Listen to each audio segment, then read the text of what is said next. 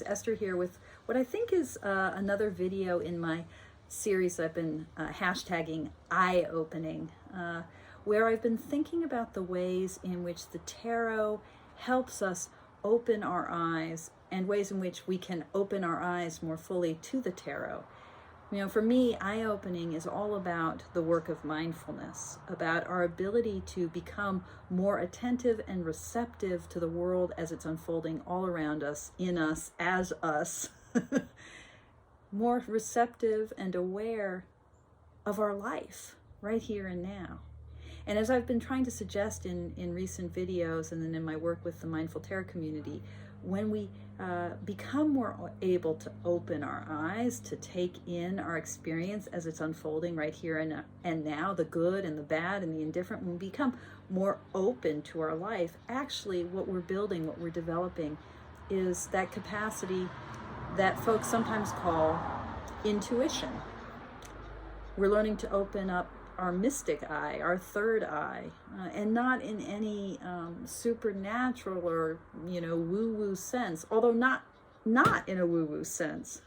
But I just want to say this is normal, everyday perception.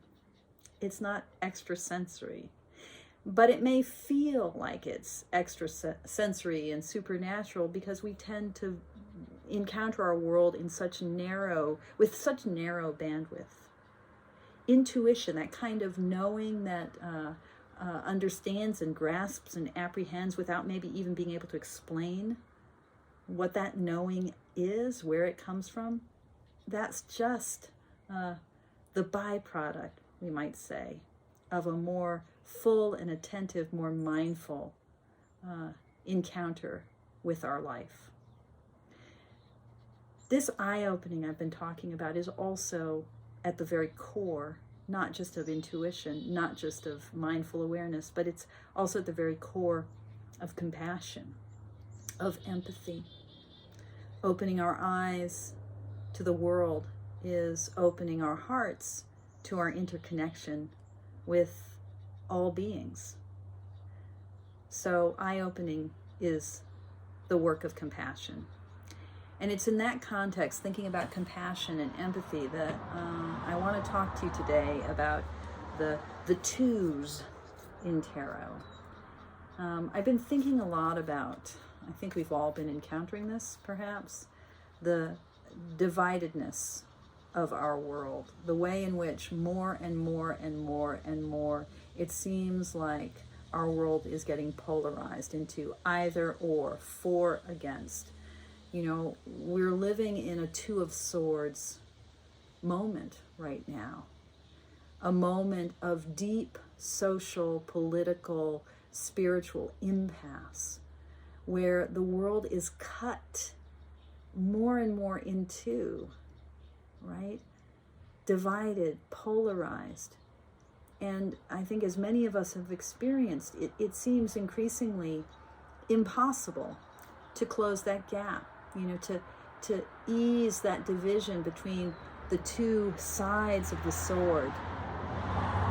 This woman in the Two of Swords in the Rider-Waite-Smith iconography, and she looks like Justice, right?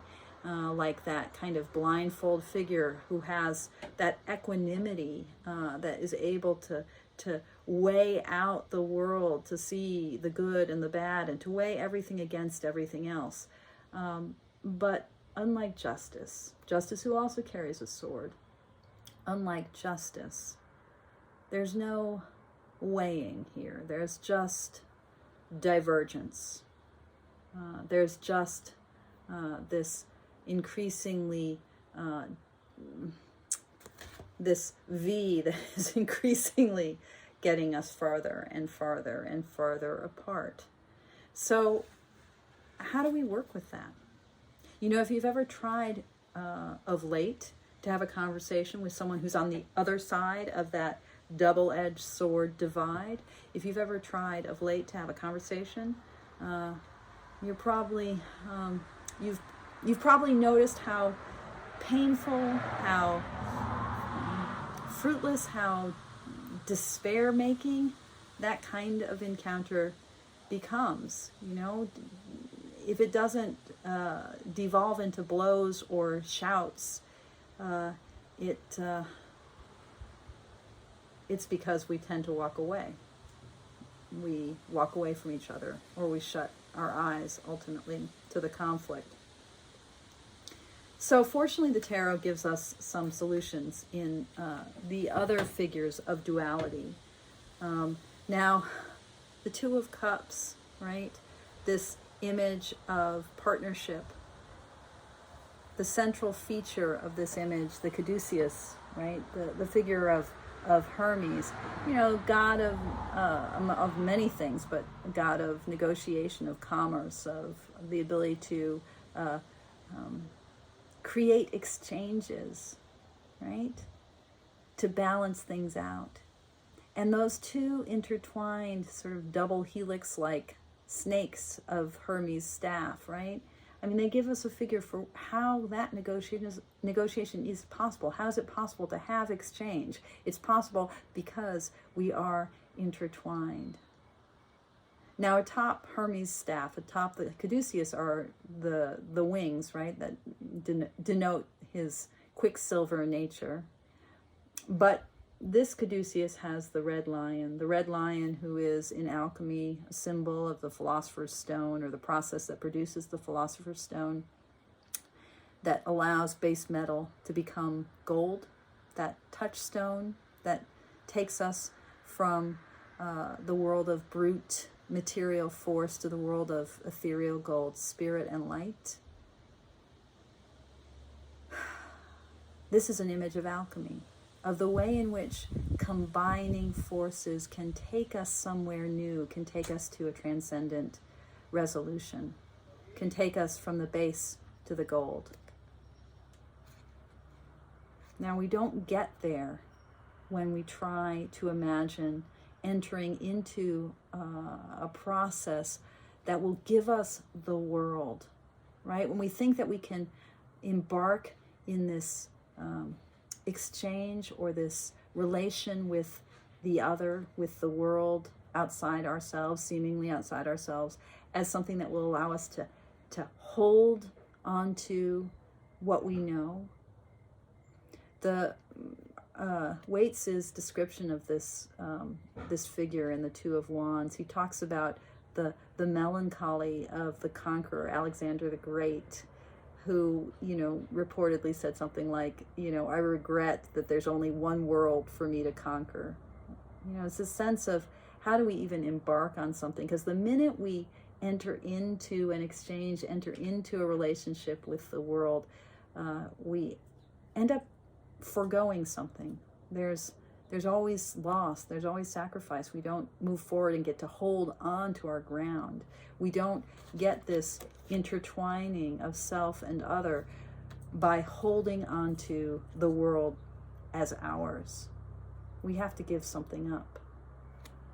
And ultimately, I think we have to embody this stance, the stance of the juggler, the stance of the balancer, the stance of play, maybe. The rising and falling of the ships on the ocean, the waves, the ups and the downs. We don't get to hold on to anything solid. We don't get to have our cake and eat it too.